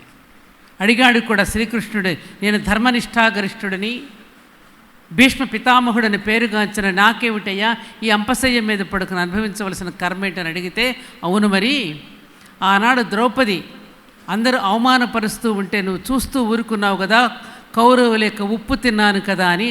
ఆ ఉప్పు తిన్నందువల్ల, ఆ ఉప్పుకు కట్టుబడిపోయి నువ్వు అధర్మానికి నువ్వు నోరు మెదపకుండా ఉన్నావు కాబట్టి వాళ్ళను అంపశయ్య మీద పడుకుని శిక్ష పడవలసిన కర్మ నీకు ఏర్పడిన శ్రీకృష్ణుడు సమాధానం చెప్పాడు. కాబట్టి గతుకులు రోడ్లైనా, పిల్లలు పాడైపోతున్నా, సమాజం నాశనమైపోతున్నా చూస్తూ ఊరుకుంటే మనందరికీ కూడా ఆ కర్మే పడుతుందమ్మా. ఆ కర్మే పడుతోంది కూడా. ఎక్కడికి వెళ్ళి మా పిల్లలు చెడిపోతున్నారండి, చెప్పిన మాట వినడం లేదండి. నిన్న కూడా పెళ్ళిళ్ళలో నా దగ్గర పెళ్ళింట్లో తెలిసిన వాళ్ళంతా సత్యవాణి గారు ఏం చేయాలండి, పిల్లలు అసలు పెళ్ళే చేసుకోమంటున్నారు, లేకపోతే కాపురాలే చేయమంటున్నారు, మా ఇష్టం వచ్చినట్టు మేము బతికేస్తామంటున్నారు, మందలించినా ఎవరు వినడం లేదండి. ఎక్కడికి వెళ్ళినా ఇదే గోల. అవును మరి మనం చేస్తున్నాం కాబట్టి తప్పు పిల్లలు చేస్తున్నారు. మనం సరిగ్గా నడిస్తే పిల్లలు సరిగ్గా నడుస్తారు. మనం నడుస్తున్నామా? నడవట్లేదుగా. ఎటువంటి చదువులకు పంపిస్తున్నాం మనం? ఎటువంటి జీవన విధానాన్ని అనుసరిస్తున్నాం మనం? నేను పెళ్ళికి వెళ్ళిన వాళ్ళని కూడా కోప్పడ్డాను నేను. ఏంటి పెళ్లి తంతులు మారిపోతున్నాయి, ఏమిటి డబ్బు ఎందుకు ఖర్చు పెడుతున్నారు, ఇంత డబ్బు ఖర్చు పెడుతున్నప్పుడు పిల్ల 3 సంవత్సరాల పాటు లేకపోతే 3 నెలల పాటు కనీసం కాపురం చేస్తుందని గ్యారంటీ ఉంటుందా? అది ఉండడం లేదు కదా. మరి దేనికోసం ఇది? నానాగడ్డి తిని సంపాదిస్తున్నామని పేరెంట్స్ అంటున్నారు. నానాగడ్డి తిని సంపాదించమని వాళ్ళు అడిగారా మనల్ని? ఒక ధర్మం, ఒక నీతి, ఒక న్యాయం, మానవుడు ఏమిటి, ఎలా బ్రతకాలి, అసలు మానవులుగా మనం ఎందుకు పుట్టాం? చూసారా? ఇవన్నీ 84 లక్షల జీవరాశులలో ఆకాశం వైపుకు ఆకాశం వైపుకు వెళ్ళకిలా పడుకుని ఆలోచించగలిగిన ప్రాణి ఒక్క మానవుడు మాత్రమే కదా. బుద్ధిజీవిగా ఒక మనిషే కదా ఆలోచించవలసిన వాడు. ఆ మనిషి అన్నవాడి వాళ్ళ money plus she is equal to మనిషి అయిపోయాడు. కాంతా కనకాల వెంట పడుతున్నంతగా ధర్మం వెంట మనం ఎందుకు పడటం లేదు, ధర్మం వెంట మనం ఎందుకు నడవడం లేదు? నడవకపోతే ఏమవుతుంది? 84 లక్షల జీవరాశులకి ఒక ధర్మకర్తగా మనం నియమించాడే, దానికి మన ధర్మకర్తగా ఉండవలసిన మనం ఎలా ఉండాల్సిన వాళ్ళు ఎలా ఉంటున్నాం? ఒక రమణ మహర్షి కానివ్వండి, ఒక పత్రిజీ కానివ్వండి, ఈ మహానుభావులందరూ ఈ భూమి మీదకి అవతరించి మనల్ని మళ్ళీ సరైన ట్రాక్లో నిలబెట్టడానికి, ఏ రాచబాట నుంచి అయితే మనం తప్పిపోయామో మళ్ళీ తిరిగి రాచబాటలో నిలబెట్టడానికి వాళ్ళు చేసిన కృషి, వాళ్ళు చేసినటువంటి ప్రయత్నం వృధా కావలసిందేనా? అలా వృధా కావడానికి వీలు లేదు అని చెప్పి ఒక రాజకుమారి గారి కానివ్వండి, ఇక్కడ ఇంకెవరు నన్ను పరిచయం చేశారు రాగానే, ఆ తల్లులు ఎవరెవరైతే దీనిని కాపాడుతూ ఈ పిరమిడ్ కేంద్రంలో రమణ మహర్షి పేరు పెట్టి చుట్టుపక్కల ఉన్న గ్రామవాసులందరికీ కూడా మానవ జీవిత యొక్క విలువలను తెలియజేయడం కోసం ఎవరైతే కృషి చేస్తున్నారో వాళ్ళందరూ బాధ్యతను స్వీకరించడం అనేది అభినందించాల్సినటువంటి విషయం. దానిని మనం స్వీకరించాల్సినటువంటి సందర్భం కూడా. నాకెందుకులే అనుకుని ఎవరికి వాళ్ళు మురుగునీరు పారుతూ ఉంటే, తప్పుకొని పోతుంటే ఈ మరి సమాజాన్ని పట్టి నడిపించేది ఎవరు? ఎవరు నడిపిస్తారు ఈ సమాజాన్ని? మనకు బాధ్యత లేదా? లేదంటారా మనకి? అలా చూస్తూ వెళ్ళిపోదామా? కేవలం తినిపోవడం కోసమే వచ్చామా మనం ఈ భూమి మీదకి? కేవలం తినిపోవడానికే వస్తే కుక్షంభరులు అంటారు, శిశునోదన పరాయణులు అంటారు వాళ్ళని. పశుపక్షాదులన్నీ తన ఆహారాన్ని తను సంపాదించుకుంటున్నాయే, మానవులుగా బుద్ధిజీవిగా ఉన్న మనం ఇంకా మన పొట్టపోసుకోవడం కోసమే మనం ఆలోచించాలా? మానవ జీవితాలు 2 రకాలు ఉన్నాయమ్మా. ఒకటి పాత్ర పోషణ, రెండవది ఉదర పోషణ. పొట్టపోసుకోవడం కూడా జీవించడం కోసం కాలగర్భంలో కలిసిపోతుంది, ఊరు పేరు ఉండదు. కానీ నీకంటూ ఒక పాత్ర పోషణ అనేది భగవంతుడు నీకు ఇచ్చాడు, ఒక రోల్ ఇచ్చాడు, నీకంటూ ఒక బాధ్యతనిచ్చాడు. ఆ బాధ్యతను నిర్వహించేటటువంటి వాళ్ళని, పాత్ర పోషణ కోసం జీవించే వాళ్ళని ధర్మోత్తరంగా జీవించారు అంటారు. ఉదర పోషణ కోసం జీవించే వాళ్ళని కామోత్తరంగా జీవించారు అంటారు. ఉదర పోషణ కోసం జీవిద్దామా, పాత్ర పోషణ కోసం జీవిద్దామా అని ఆలోచించుకోవాల్సిన బాధ్యత మనది. మీరు చేతులెత్తండి, ఎంతమందివి మనం ఉదర పోషణ కోసం కాకుండా మన పాత్ర పోషణ కోసం జీవిద్దాం అనుకుంటున్న వాళ్ళు చేతులెత్తండి. ఏమిటి మన పాత్ర? Thank you. ఏమిటి మన పాత్ర? ఈ భూమి మీదకి వచ్చినందుకు పెళ్ళిళ్ళు చేసుకోవడం, పిల్లల్ని కనేసేయటం, వాళ్ళ కోసం నిరంతరం శ్రమ, ఇది ఒక్కడైనా మనకి ఇంకేం లేదా? 1 గంట సమయాన్ని సమాజం కోసం మన కాలాన్ని మనం ఇవ్వలేమా? సంపాదించిన దాంట్లో ₹1, 1 పావల సమాజం కోసం మనం దానం చేయలేమా? తల్లి గర్భం నుండి ధనము తేడెవ్వడు, వెళ్ళిపోయాడు నాడు వెంటకొనడు, లక్షాధికారి అయిన లవణం అన్నమె కాని మెరుగు బంగారము మెంగబోడు, తొదకు దొంగలకిత్తువో దొరలకవునో. నరసింహశతకం ఏనాడో చెప్పాడు శేషప్ప శాస్త్రి గారు. ఏం పట్టుకెళ్తాం మనం? ఏం పట్టుకెళ్ళాం? ఉన్నంత వరకు దాన్ని ధర్మబద్ధంగా జీవిస్తూ మనకు కలిగిన దాంట్లో సమాజం కోసం మనం ఆలోచించడం, సమాజం కోసం సేవ చేయటం అనేది కనీసపు మానవ ధర్మం. అందుకని ఈ కలియుగం ఇది ఆకలియుగం అయిపోయింది. నాకు ఎంత బాధపడుతున్నానంటేనండి, నేను చెప్పడానికి కూడా నేను సిగ్గుపడుతున్నాను. ఒక్క భిక్షగాడు కూడా లేని నా భారతదేశం, ఒక్క దొంగ కూడా లేని నా భారతదేశం వాళ్ళ ప్రతి భారతీయుడు ఒక భిక్షగాడిగా మారిపోతున్నాడు అంటే ఎంత సిగ్గేస్తుందో నాకు. మేరా భారత్ మహాన్, మా తుజే సలాం, భారత మాతకు జయజేలు, బంగారు భూమికి జయజేలను పాడుకున్నామే. అవన్నీ తలుచుకుంటూ ఉంటే ఇప్పుడు నాకు దుఃఖం కలుగుతోంది.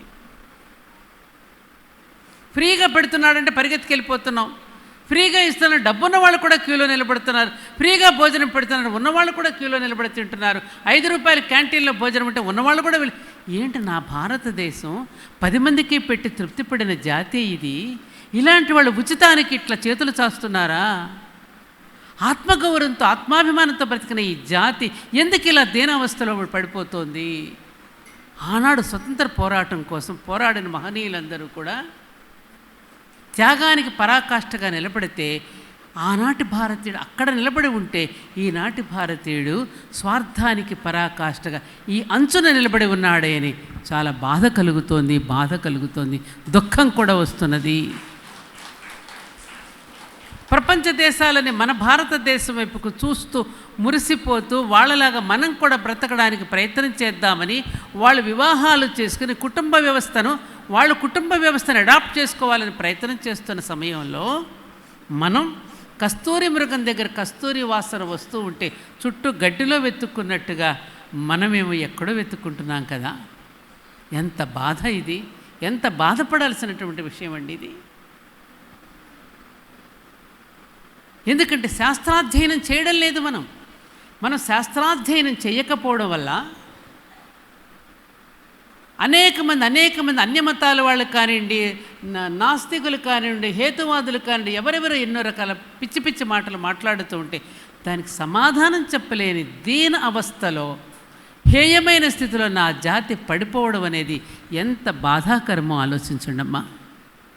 మీ కృష్ణుడు అలాంటివాడు, మీ రాముడు ఇలాంటివాడు, మీ సీతమ్మ లాంటిది, మీ ఆచార వ్యవహారాలు ఇలాంటి అని వాళ్ళు దూషిస్తూ ఉంటే నిజమే కాబోలు, మన దీనిలో ఇలా తప్పులున్నాయి కాబోలు అనుకుని మనం అలా సమాధానం చెప్పలేని స్థితిలో మనమే కాదు మన బిడ్డల్ని కూడా పెడుతున్నాము అంటే ఈ చదువు ఎంతవరకు గొప్పదో మీరు ఆలోచించండి. శాస్త్రం పట్ల మనకు అధ్యయనం లేదు. బ్రిటిష్ వాడు మనల్ని పరిపాలిస్తున్నప్పుడు, స్వామీజీ ముందే చెప్తున్నా నేను, పరిపాలిస్తూ ఉన్నప్పుడు మన లైబ్రరీలో మన పూర్వీకులు రచించి పెట్టిన వాల్మీకి రామాయణం కానీ మహాభారతం కానీ ఆ పుస్తకాలు తీసేసి వాళ్ళు రాసిన పుస్తకాలను అల్మరలలో పెట్టేస్తే మన పండితులు కూడా ఆ పుస్తకాలే చదివి మనకు ఆ కథలు చెప్తూ ఉంటే, మన పిల్లలు ప్రశ్నలు వేస్తూ ఉంటే మనం చెప్పలేని స్థితిలో ఎందుకున్నామో ఆలోచించండి. ఎన్నో ప్రక్షిప్తాలు చేర్చేసి రాముడు సీతను అనుమానించనే లేదు, రాముడు సీతను వెళ్ళగొట్టనూ లేదు. ఇవన్నీ లేనిపోయిన కథలన్నీ దాంట్లో అల్లి మనకి రామాయణం పట్ల భారతం పట్ల మనకి అనుమానాలు కలిగేటట్టుగా మనకి భ్రమలు కలిగేటట్టుగా వాళ్ళు చేసి వెళ్ళిపోతే ఆ పుస్తకాలే చదువుకుంటూ మనం ఆ పుస్తకాలు కొంచెం కూడా పిల్లలకి చెప్పకుండా మనం ఇంగ్లీషు చదువులకు పంపేస్తూ ఉంటే ఈ జాతిని రక్షించేదెవరు, ఈ జాతిని కాపాడేదెవరు? ఆలోచించండి. అందుకే నేను ఎక్కడికి వెళ్ళినా ఎవరు పిలుపునిచ్చినా నేను ఒక్కొక్క క్వశ్చన్ కూడా వెయ్యను నేను.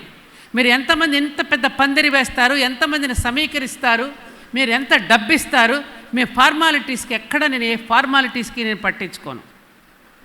అడగండి మీరు, ఏమండి నేను అడిగానా? ఇవాళ పండితుల దగ్గర నుంచి మీ దగ్గరికి వస్తే మాకు ఎంత ఇస్తారు, ఎంత సంభావన ఇస్తారు, ఎటువంటి కారు పంపిస్తారు, ఎటువంటి దీంట్లో తీసుకెళ్తారు, ఎంతమందిని మీరు ప్యాంప్లెట్లు పంచిపెట్టగలుగుతారు, ఎంత పెద్ద పందిరి వేయగలుగుతారని అడుగుతూ ఉంటారు. ఇదా మన జాతికి ఇవ్వవలసింది. గృహస్థులుగా మీరు చేస్తున్నటువంటి కార్యక్రమాలు ఏవైతే ఉన్నాయో, గృహస్థాశ్రమాన్ని స్వీకరించి గృహిణులుగా ఉంటూ కూడా సమాజం కోసం మీరు ఇంత సమయాన్ని మీరు కేటాయిస్తున్నారంటే మీరు వాళ్ళకంటే గొప్పవాళ్ళమ్మా, మీరు వాళ్ళకంటే గొప్పవాళ్ళు. స్వామీజీ నేను అన్న మాటలో తప్పుందా?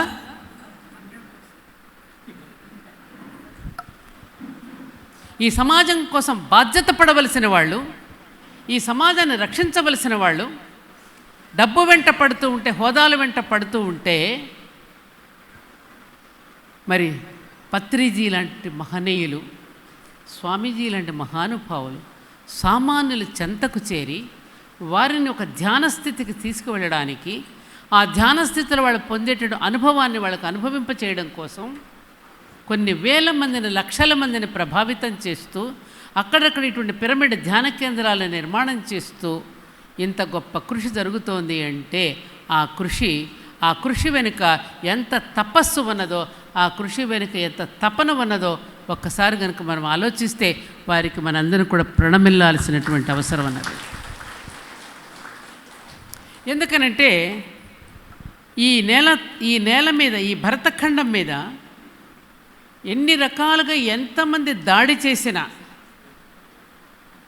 1200 సంవత్సరాలు ఎవరో వచ్చి మన దేశాన్ని పరిపాలించిన, మన గుడులు, గోపురాలు, మన గ్రంథాలు, మన వేదాలు ధ్వంసం చేసిన ఎవరూ కూడా ఒట్టి చేతులతోనే తిరిగి వెళ్ళారు తప్ప ఎవరు ఏమీ పట్టుకెళ్ళలేకపోయారు. గుర్తుపెట్టుకోండి. కారణం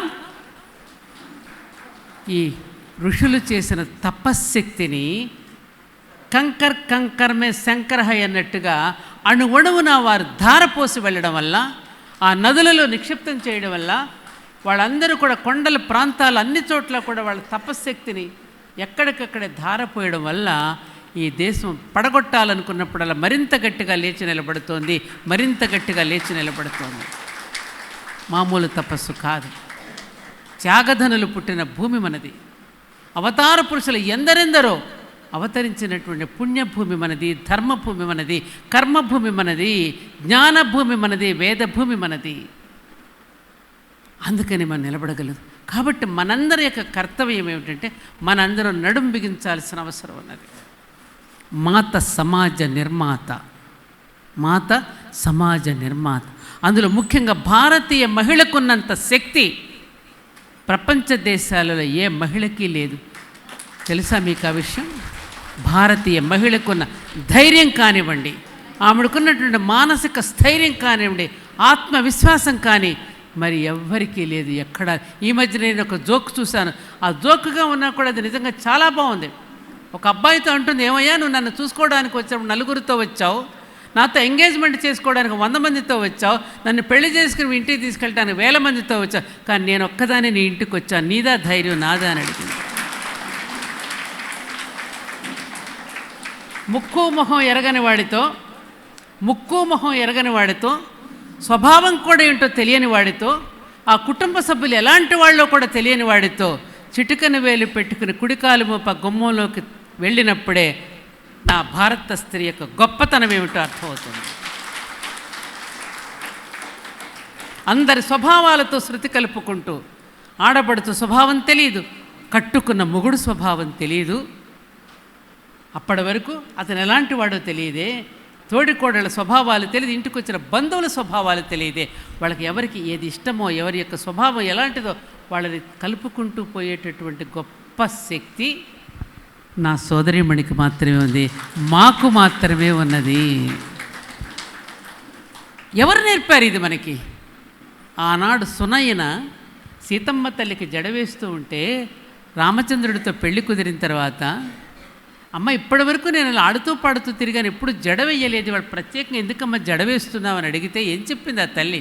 చూడమ్మా, ఇప్పటి వరకు గారంగా మా దగ్గర పెరిగావు కదా, రేపు అత్తవారింటికి వెళుతున్నావు, అక్కడ తోడికోడళ్ళు ఉంటారు, రకరకాల స్వభావాలు కలిగిన వ్యక్తులు ఉంటారు, వాళ్ళందరినీ ఎలా శృతి కలుపుకోవాలో ఒక్కొక్క పాయని కూడా అల్లుతూ పోతున్నాను అంటే నువ్వు వాళ్ళందరితో అల్లుకుపోవడం ఎలాగో నేర్పడం కోసమే, శృతి కలుపుకోవడం ఎలాగో నేర్పడం కోసమే సత్వగుణ రజోగుణ తమో గుణాలన్నింటినీ మూడింటిని త్రిగుణాల నిష్పత్తిలో ఉంచుకోవడం కోసం 3 పాయలుగా జడలుతున్నానమ్మా అంటే సత్వగుణ రజోగుణ తమో గుణాలని కోపం వచ్చినప్పుడు ఎలా బ్యాలెన్స్ చేసుకోవాలో, ప్రేమ చూపించవలసినప్పుడు ఎలా ప్రేమ చూపించాలో, ఎదుటివాడి మనసులోకి నువ్వు కూడా వెళ్ళి ఆ ఎదుటివాడికి మనసుని ఎలా అర్థం చేసుకోవాలో, ఈ త్రిగుణాలను నిష్పత్తిలో ఉంచుకోవడానికే ఈ గంగా యమున సరస్వతి నదుల్లాగా 3 పాయలు అల్లుతున్నానమ్మా అని చెప్పి తల్లి చెప్పిన సమాధానం మన అమ్మలు, మన అమ్మమ్మలు, మన తాతమ్మలు, జేజమ్మలు అప్పటి నుంచి అనూచానుగా మనందరికీ చెప్పుకుంటూ రావడం వల్ల కాపురాలు నిలబెట్టుకుని ఇప్పటి వరకు చేయగలుగుతున్నామమ్మా.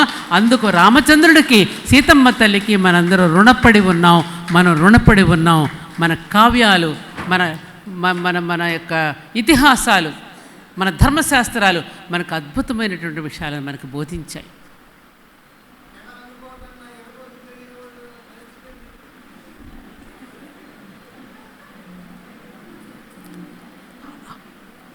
ఎందుకనంటే ఆ సంప్రదాయాన్ని, ఆ సత్సంప్రదాయంలో ఏ ఆరోగ్య సూత్రాలు అయితే పెట్టారో, బొట్టు పెట్టుకునే దగ్గర నుంచి, గాజులు వేసుకునే దగ్గర నుంచి, మెట్టలు ధరించే దగ్గర నుంచి, మాంగళ్యం ధరించేది, అన్నింటి వెనుక ఛాదస్థం లేదండి. అన్నింటి వెనుక శాస్త్రీయత, ఆరోగ్యం మాత్రమే ఉన్నది. జ్ఞానేంద్రియాలన్నీ తలకాయలో ఉంటాయి. మీకు తెలుసు, జ్ఞానేంద్రియాలు, ఆలోచన శక్తి ఇక్కడ నుంచి ఉంటుంది. పవర్ అనేది ఇక్కడి నుంచి మనకి జనరేట్ అవుతుంది. వెన్నుపూస నుంచి మనకు అన్నిటి సంకేతాలు కేంద్రానికి, బ్రెయిన్కే వెళుతూ ఉంటాయి. ఎప్పుడైతే జుట్టు విరబోసుకుంటామో అవన్నీ కూడా గాలిలో కలిసిపోతాయి. అందుకనే కొసన్న ముడి వేసుకోండమ్మా అని చెప్తారు మన అమ్మలు. చివర కొస ముడి వేసుకోండమ్మా అని ఎందుకు చెప్పారు వాళ్ళు? గాలిలో కలిసిపోకూడదు. ఆ శబ్ద తరంగాలు ఎలా అయితే ఉంటాయో అలాగే జ్ఞాన తరంగాలు కూడా వృధా పోకుండా, గాలిలో కలిసిపోకుండా ఉండడం కోసమే కొస ముడివేసుకోమ్మా అని చెప్పారు. అమ్మమ్మలు, నాన్నమ్మలు చెప్పింది ఏది తప్పు కాదు. ఎక్కడ పడితే అక్కడ జుట్టు వేయకండమ్మా. బ్లాక్ మ్యాజిక్ చేస్తారు. దాంతో గోరును పోలిన గోరు లేదు, జుట్టును పోలిన వెంట్రుకను పోలిన వెంట్రుక లేదు, వేలుముద్రను పోలిన వేలుముద్ర లేదు, మనిషిని పోలిన మనిషి లేడు, పువ్వును పోలిన పువ్వు లేదు, వాసన పోలిన వాసన లేదు, ప్రాణిని పోలిన ప్రాణి లేదు, కొమ్మను పోలిన కొమ్మ లేదు, రెమ్మను పోలిన రెమ్మ లేదు. చూడండి ఎన్ని రకాల పండును పోలిన పండు లేదు, రుచిని పోలిన రుచి లేదు. ఇంత వైవిధ్యమంతా సృష్టించాడు భగవంతుడు. కాబట్టి అలాగే గోరును పోలిన గోరు లేదు. గోరు కూడా ఎక్కడ పడితే అక్కడ వెయ్యొద్దనడానికి, జుట్టు ఎక్కడ పడితే అక్కడ రాల్చకూడదని చెప్పడానికి ఎన్నో శాస్త్రీయమైన అంశాలు ఉన్నాయి. అవన్నీ చెప్పడానికి నాకు సమయం లేదు. కాబట్టి అద్భుతమైనటువంటి శాస్త్రీయ విజ్ఞానం మనకి ఆచారాల ద్వారా జీవితంలోనే నిక్షిప్తం చేసేసి, మన దినచర్యలోనే మనం ఆచరింపచేసేటట్టు చేసేసి, పరోక్షంగా దాని యొక్క ప్రయోజనాన్ని పొందడం కోసం మన మహర్షులు చేసినటువంటి గొప్ప తపస్సు, గొప్ప తపస్సు. అందుకని ఆ మహర్షుల గురించి పిల్లలకు చెప్పండి. ఆ మహర్షుల గురించి పిల్లలకు చెప్పండి. వాళ్ళు ఎందుకు చెప్పారో చెప్పండి. ఇవాళ రేషనల్ అవుట్లుక్ యుగధర్మంగా వస్తుంది కాబట్టి ప్రతి పిల్లవాడు కూడా సైన్స్ ప్రకారం నిరూపిస్తేనే వినడం లేదు. కాబట్టి ఇవాళ తల్లులందరూ చేయవలసింది ఏమిటంటే, పిల్లలు ఎప్పుడైనా మిమ్మల్ని ప్రశ్నిస్తే, ఆతల పోయి ఆడుకో, ఏదో ప్రశ్నలు నువ్వని కసరకండి. మీకు తెలియలేదనుకోండి, గూగుల్లో సెర్చ్ చేసుకోండి. గూగుల్ కూడా కరెక్ట్ ఆన్సర్స్ లేవు. మీకు తెలియకపోతే మాలాంటి వాళ్ళకి ఎవరికైనా ఫోన్ చేసి, అక్కయ్య గారు మాకు సమస్య, మా మనవడు ఇలా అడిగాడు, మా అబ్బాయి ఇలా అడిగాడు, దీనికి ఆన్సర్ ఏంటో ఒక్కసారి మీరు ఆలోచించి చెప్పండి అంటే, మా ద్వారా అయినా మీరు తెలుసుకుని పిల్లలకి చెప్తే పిల్లలు తప్పకుండా వాళ్ళందరూ కూడా కన్విన్స్ అవుతారు, ఆలోచిస్తారు. అంతెందుకు, ఒకసారి మా మనవడిని నేను శివుడికి అభిషేకం చేయమన్నాను. అదేమిటో అర్థం లేకుండా నేను ఎందుకు చేయాలన్నాడు. నేను ఒక్కటే ప్రశ్న వేశాను. రే నాన్న, నీకు ఈ చొక్కా ఎక్కడిది, ఈ పూలు ఎక్కడివి, ఈ కార్పెట్ ఎక్కడిది, ఈ పండ్లు ఎక్కడివి, అన్నం తింటున్నావి, బియ్యం ఎక్కడివి? భూమి మీద నుంచి అమ్మడి. మరి ఆ భూమికి నువ్వు థ్యాంక్స్ చెప్పుకోవా? ఈ నేల తల్లి నడవడానికి అవకాశం ఇచ్చింది, ఇల్లు కట్టుకోవడానికి ఇటుకలు ఇచ్చింది, పండ్లు ఇచ్చింది, కాయలు ఇచ్చింది, ఏమా అన్నం పంట పండడానికి బియ్యం ఇచ్చి, ఇవన్నీ ఇచ్చిందా, నువ్వు థ్యాంక్స్ చెప్పాలి కదా అన్న. మరి పైనుంచి వర్షం పడుతోంది, సూర్యుడు వెలిగిస్తున్నాడు, చంద్రుడు చల్లదనాన్ని ఇస్తున్నాడు, ఔషధులు వస్తున్నాయి, వనస్పతులు వస్తున్నాయి పైనుంచి, మరి వాటికి థ్యాంక్స్ చెప్పాలి కదన్నా. అదేరా, ఆ పైన ఉన్న శివలింగమే ఆకాశంరా, కింద ఉన్న పానవట్టమే భూమిరా, ఈ భూమి ఆకాశానికి థ్యాంక్స్ చెప్పుకోవడమేరా శివలింగానికి అభిషేకం చేయడం. ఇప్పుడు బాగుందమ్మని, ఇప్పుడు చేస్తానని చేశాడు. ఇలా ప్రతి పిల్లవాడికి ప్రతి ఆన్సర్ కావాలి మనకి. ఆ రోజుల్లో మా అమ్మమ్మలు చెప్పారు అంటే మేము ఆచరించేసాము. ఎందుకు, ఏమని? అమ్మమ్మ, మా అమ్మని అడిగితే భూకంపం ఎలా వస్తుంది, భారం ఎక్కువైతే ఈ భుజం మీద నుంచి ఈ భుజం మీదకి మార్చుకున్నప్పుడు వచ్చే ప్రకంపనే భూకంపం అంటే చాలా అందంగా చెప్పిందాం. కానీ ఇప్పుడు పిల్లలు సైన్స్ ప్రకారం చెప్పారు. వాళ్ళు చెప్పింది నిజమే. చూడండి ఎంత అందంగా చెప్పారు. ఇప్పుడు భూకంపం ఎందుకు వస్తుంది? హైదరాబాద్ రండి, నాకు ఒళ్ళు మండిపోతుంది ఒక్కొక్కసారి చూస్తే. ఆకాశ హర్మ్యాలు లోపలికి వేల వేల వేల అడుగులు తవ్వి తవ్వి తవ్వి మన స్వార్థం కోసం ఎన్నో సెల్లార్లు తవ్వి తవ్వి ఆ వాటర్ కోసం 100 మంది ఉన్న చోట 1000 మంది ఉంటున్నారు. 10 మంది ఉన్న చోట్ల 100 మంది ఉంటున్నారు. ఆ నివాస గృహాలు కట్టడం వల్ల ఏమవుతుంది భూమికి? తనను తాను బ్యాలెన్స్ చేసుకోవడానికి భూమి, వెనకటి రోజుల్లో మన ఎద్దుల బండి ఎక్కితే ఎవరో వెనక బరువు ఎక్కువైందిరా అని 2 బస్తాలు తీసుకొచ్చి ముందు వేసేవాళ్ళం. ఎందుకని? ఎద్దులు లాగలేకపోతున్నాయి. సేమ్ భూమాత కూడా అంతే. అటువైపు సముద్రం, అటువైపు పర్వతాలు, ఈ విధంగా ఎక్కడికక్కడ తను బ్యాలెన్స్ చేసుకోవడానికి భూమి తనను తాను ఇది చేసుకుంటుంది. అప్పుడు మనం ఏం చేస్తున్నాం? మన స్వార్థం కోసం కొండలు తవ్వేస్తున్నాం. ఆ భూగర్భ జలాల కోసం కొన్ని వేల అడుగులు తవ్వేస్తున్నాం. మరి భూమి ఏమవుతుంది అప్పుడు? ప్రకృతికి కోపం రాదా? దాదాపు మీరు 2 నెలల నుంచి చూస్తున్న దాన్ని వర్షాలు అంటారా, జల ప్రళయం వస్తుంది. పంచభూతాలకి మనం చేస్తున్నటువంటి ద్రోహం అంత ఇంత కాదు. గాలిలో కాలుష్యం, నీటిలో కాలుష్యం, మానవులకి మనసులలో కాలుష్యం, అన్నింట్లోనూ కాలుష్యం పెరగడం వల్ల ఆ గ్లోబల్ వార్మింగ్ అని అంటున్నామే, మానవులు పెడుతున్నటువంటి తప్పిదాల వల్ల ప్రకృతి కంపిస్తోంది, భూమి కంపిస్తోంది. అందుకని ఇప్పుడు జల ప్రళయం వస్తుంది మనకి. ఇంకెన్ని చూస్తామో రేపు మనం. కారణం ఏమిటి? ఇదంటే మనిషి చేసే తప్పు వల్ల, మానవుడు చేసే తప్పుల వల్ల వాళ్ళ ప్రకృతి ప్రకోపిస్తోంది, ప్రకృతి కోపగించుకుంటోంది. మన జగన్మాత, మన తల్లి ఆరాధించే జగన్మాత మనమంటే కోపంగా ఉన్నది. అందుకని ఓ మానవ, ఇప్పటికైనా నువ్వు మానను అంటున్నాడు. మానకపోతే నీ కర్మ నువ్వు అనుభవిస్తావు. అందుకని ఇప్పుడు మనందరి ఆలోచన సరళి మారాలి.